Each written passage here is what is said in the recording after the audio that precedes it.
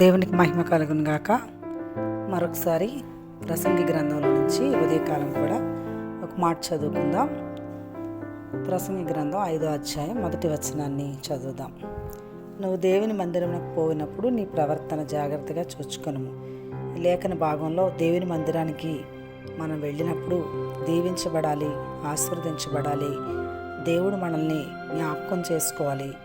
మన శరీరంలో ఉన్నటువంటి ప్రతి విధమైన బలహీనతలు తొలగించబడాలి. ఇవన్నిటికీ కూడా నిశ్చయంగా దేవుని మందిరంలో గొప్ప అద్భుతమైన పరిష్కారం ఉంది.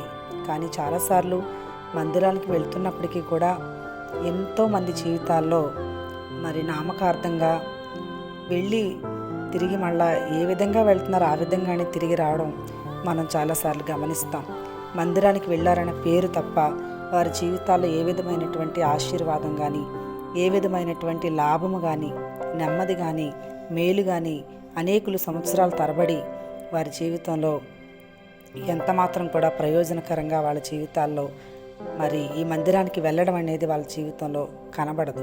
కాబట్టి ఈ మాటలు వింటున్నా ఒకవేళ మీరు కూడా చాలా సంవత్సరాల నుంచి మందిరానికి వెళుతూ దేవుని మాటలు వింటూ దేవుని ఆరాధిస్తున్నట్లుగా అనేకుల్లో మీరు ఒకవేళ కనబడుతూ దేవునికి ఇవ్వాల్సినవి ఒకవేళ కానుక రూపంలో ఇస్తూ ఇంకా మీ స్థితిగతులు మారకపోతే ఈ ఉదయకాలం దేవుని వాక్యంలో రాయబడిన ఈ మాటను ఒక్కసారి ఆలోచన చేద్దాం. దేవుని మందిరంలో దేవుడు ఉన్నాడు. దేవుని మందిరంలో దేవుని సన్నిధి ఉంది. దేవుని మందిరంలో దేవుని ప్రభావం ఉంది. కాబట్టి మనం దేవుని మందిరానికి వెళ్ళినప్పుడు సజీవుడైన దేవుడు, సర్వశక్తిమంతుడైన దేవుడు, సమస్తాన్ని ఎరిగిన దేవుడు దగ్గరికి మనం వెళ్తున్నామనే విషయాన్ని జ్ఞాపకం చేసుకొని మనం మన ప్రవర్తనని మార్చుకోవాలి. మన ప్రవర్తనని మనం దిద్దుకోవాలి. దేవుడు ఉన్నాడు, చూస్తున్నాడనే భయంతో మనం జీవించి మనం అప్పుడు దేవుని మందిరానికి వెళ్తే అప్పుడు మనం దీవించబడతాం, ఆశీర్వదించబడతాం.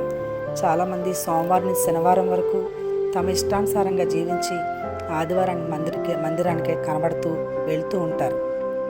కానీ ఈ ఉదయకాలం దేవుని మందిరానికి వెళ్ళడం ఎంత ప్రాముఖ్యమైన విషయమో, దేవుని మందిరం వెళ్ళి ఆ తర్వాత దేవుడి మాట ప్రకారం జీవించకపోవడం మన జీవితంలో చాలా మనం కోల్పోయేవారుగా మిగిలిపోతాం. కాబట్టి ఈ మాటలు వింటున్న మీ జీవితాల్లో మీరు దేవుని మందిరానికి వెళ్ళాలి. వెళ్తున్న మీ జీవితాల్లో మార్పు చెందాలి. అప్పుడు నిజమైనటువంటి సంతోషాన్ని, స్వస్థతని, ఆనందాన్ని అనుభవిస్తారు. అట్టి కృప వింటున్న ప్రతి వారికి ప్రభు అనుగ్రహించును గాక.